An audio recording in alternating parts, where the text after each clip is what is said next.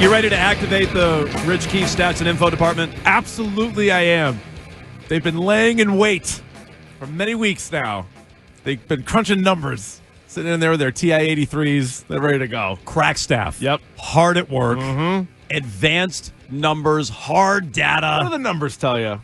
We're going to get into it here today on Jones and Keefe. Empirical evidence about whether or not the Patriots are making the right call, hiring someone like Mike Vrabel versus someone like Ben Johnson. Or are they? I mean, you hear rap sheet there. Dude, I'll tell you what.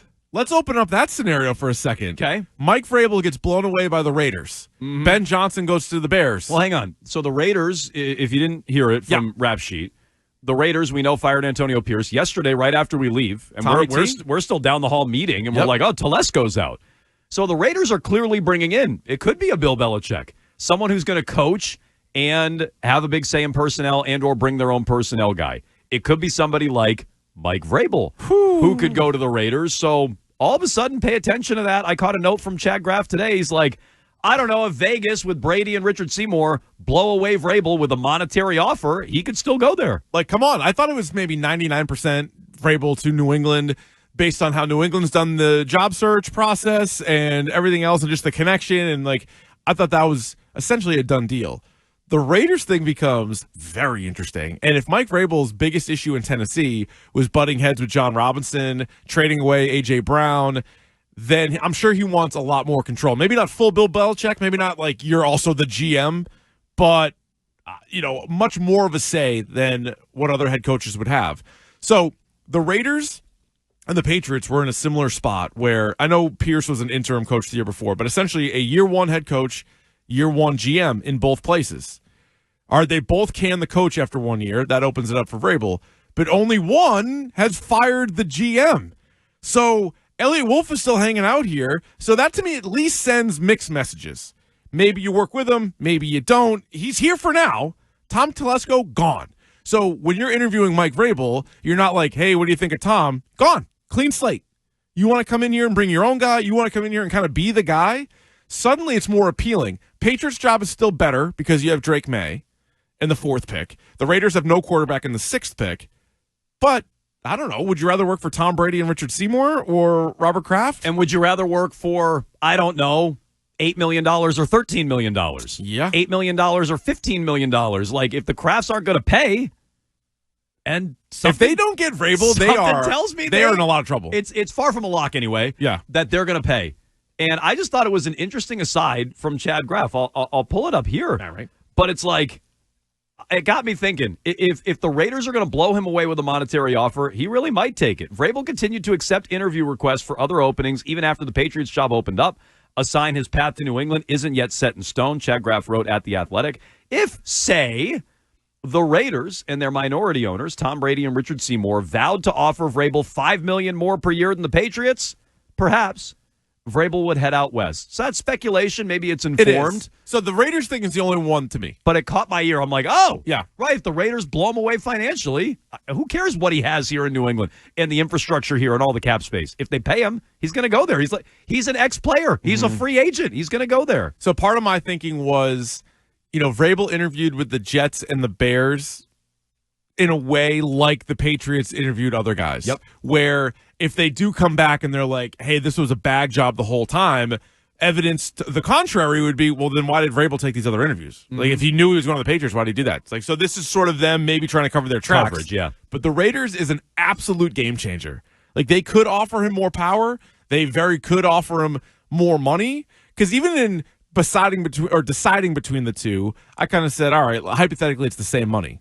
All right, well, what if it's not? Like then it's kind of a no-brainer. Now, both teams... Right, the Patriots are a better job if they offer more. If not, it becomes complex. Now, I don't know how much exactly Antonio Pierce was getting and is still getting, how much Gerard Mayo was getting and still getting. Like, if you factor that in, like, how much is either team willing to spend on the coach position for the next year and the next several years? But still, I don't know if it's 50-50. It's probably still 75-25 that I think Vrabel will be here. But it's less of a done deal than at least in my mind. That number's dropped, right? Yeah, oh, definitely. For you too? If you were at 99%, yeah. Oh, for sure. Yeah. For sure. They're firing Telesco for a reason. Yeah. They didn't do it all at once, him and Antonio Pierce. 2 days later, they're like, oh, yeah, and we're firing our GM. So they have their hooks into somebody. Could be Bill. I'm not ruling out it's Bill. Ooh. Could be Vrabel. I think it might be Vrabel. Could be Ben Johnson. Maybe Ben Johnson wants a personnel guy to come with him. So I'm not telling you I know the answer, but there's a reason they fired Tom Telesco. And it's weird. They need somebody there to run GM the role there, right? They need somebody to do all the draft work. Or do the fake interviews. Head into the facility and do the fake interviews. That's 2 teams now that have blown out their GM. And I'm told Elliot Wolf still here means nothing. Interesting. So you can jump in all day long here on Jones and Keefe, 617-779-7937. That's your phone number and the text line here on WEEI. You can interact on Twitter and Instagram at Jones and Keefe. You can watch and chat at twitch.tv/Boston WEEI. Always a healthy chat going on there. Yep, very productive. And on YouTube, you can subscribe to WEEI. Real quick, if it's not Vrabel or Ben Johnson, yeah, this is a great point. Who the hell even is it? So let's say Vrabel, this is a sign that Vrabel's going to the Raiders. Okay, let's just play that out. Let's say Ben Johnson goes to the Bears. He likes Caleb Williams. Yep. He goes to the Bears. Right, what do you even do? You've only interviewed 2 other candidates, and they weren't real candidates. No, they weren't. Aaron Glenn turned you down. Right. So this also speaks to like why you throw a big net at it. Like you just have to cover yourself. Now, maybe this is all to do about nothing. Maybe they've already had like a deal done with Vrabel, and that might be the case, and then it won't come back to bite him at all. But on the off chance that he changes teams. Now, it also wouldn't be the first time, right? Like, going back to was it Rappaport or Schefter that had that whole thing? Like, well, Josh McDaniels said he was going to the Colts, right? And then didn't go. So there is always a chance that, you think you have a done deal, but until you really get pen to paper, a guy gets a better deal and he's gone. But you didn't really interview anybody, and then you're scrambling. Then you're going to be the first team to fire your coach, but maybe the last team to hire one, and you're going to be like trying to get more interviews done. You've already missed out on the first 5 candidates or whatever else it might be. But yeah, they've kind of put all their eggs in the Vrabel basket. Not good. So we're going to talk about this for most of the day today. Rich Keefe does have some Bruins scoopage. Oh boy, yeah, I do. Little Bruins dirt. That's right. So stick around. We'll do it probably right around 11 o'clock. What's wrong with the Bruins? Keefe has maybe your answer. Mm-hmm. What's wrong with this team? Losers of 6 in a row. Plus all your phone calls coming up here on Jones and Keefe. Ben Johnson, by the way, kicks off his interview schedule today. He has a Zoom meeting with the Patriots this morning. Yeah. That's after the Pats interviewed Mike Vrabel yesterday. He has an afternoon interview with the Raiders. And then Tom Brady's been very complimentary of him in broadcast. He has. So tomorrow morning he's got the Bears. Tomorrow afternoon he's got the Jaguars. That's the interview schedule for Ben Johnson, who Phil Perry just happened to note today. Mm-hmm. Johnson goes into the interview already knowing Elliot Wolf. I mean, I'm sure these guys have like these NFL mixers, but he like does? when Ben Johnson was never in Green Bay, Cleveland, or New England. So I mean, I'm sure these guys know each other. But actually, I shouldn't say I'm sure. But like, how? When did they cross paths? So there will be a pre-existing relationship there when he meets with the Patriots via video conference. So again, Elliot Wolf is just turning on and off the lights, huh? He knows Ben Johnson. Interesting. My guess is, and Keefe, I didn't even realize this until It's literally Packers, Browns, Pats. So how does he know? Okay, well, Elliot Wolf was with the Packers. Who did Ben Johnson work for in Miami? Joe Philbin from the Packers, right? Oh, so Philbin's the guy. I mean, maybe that's if I'm piecing it. Yeah. Perry doesn't tell us. He just writes in there. They already know each other.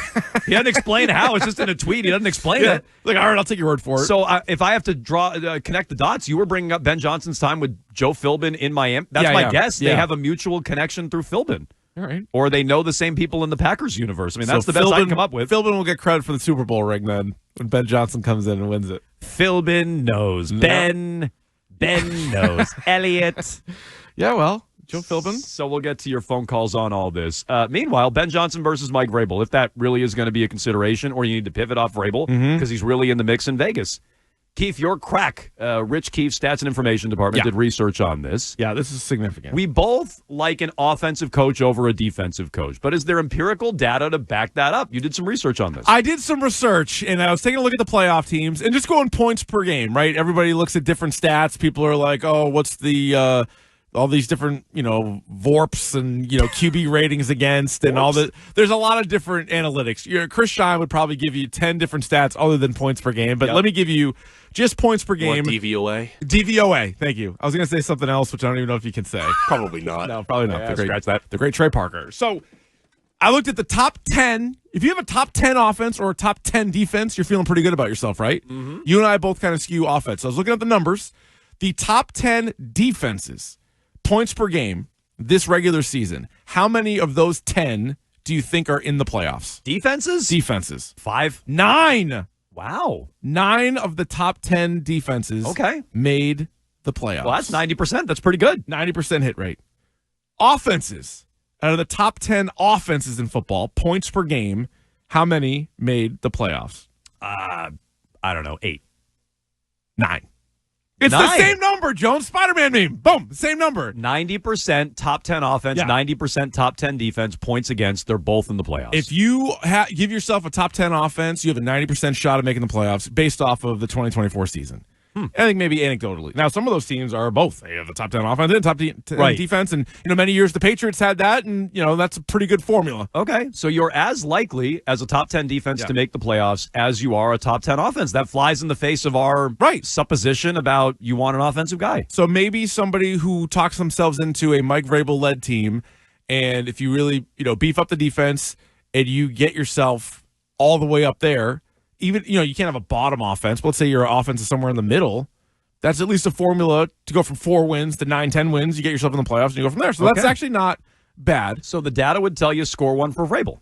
All right. However, if you do it this way, the top 3 offenses versus the top 3 defenses, and then just you yourself, as well as you listening, tell me who are more Super Bowl contenders, favorites, etc. I'm going to write. Do you want the top 3 defenses or offenses first? Give me the offenses first. Top 3 offenses. The Detroit Lions. Ooh, I like them. The Buffalo Bills. The Baltimore Ravens. Okay, those are 3 good teams. 3 promising teams. I bet they have decent Super Bowl odds. You want the top 3 defenses? Sure. The Los Angeles Chargers, Philadelphia Eagles, Denver Broncos. Okay. So which group would I rather be? Detroit, Buffalo, Baltimore? Yeah. Or the Chargers, Philly, Denver? I'd rather be that first group with the top 3 offenses. So, yes, in a perfect world, you have both. But if you only have one, I think, they both can get you to the playoffs. But I think to win the whole thing, I think you're still leaning on offense. This has been the last several years. I feel like it's pivoted away. You might find an example here and there where the defense led it, right? The Peyton Manning Broncos team was a defensive-led team. But for the most part, I think you're going to find teams that are led by the offense. Okay, I think this is interesting because – you know me. I'm a big nuance guy, Keefe. I love living in the gray, not black and white. I love nuance. I love to dig into it. And so, if we blanket statement say defensive coaches don't work in the NFL, that's wrong. That's incorrect. You're very likely to make the playoffs if you have a top 10 defense. But if we're now talking about ceiling, and we're talking about competing for championships, I feel a lot better about those teams at the top than I do teams at the top on offense than I do about those teams on defense. But either one, they're going to need one of them next year to turn things around quickly. Yeah, right now they don't have either. I would still lean out of the top 2 candidates, and we ran through our 60-second plans yesterday. They're up on social media, Jones and Keefe. You can find them on the Odyssey app, AUDACY. Get it on your phone. You'll find all the content here for Jones and Keefe and WEEI. We ran through our 60-second plans. I mean, Ben Johnson wasn't my pick. I was trying to hit the grand slam with Kevin O'Connell, but I still want Ben Johnson over Mike Vrabel.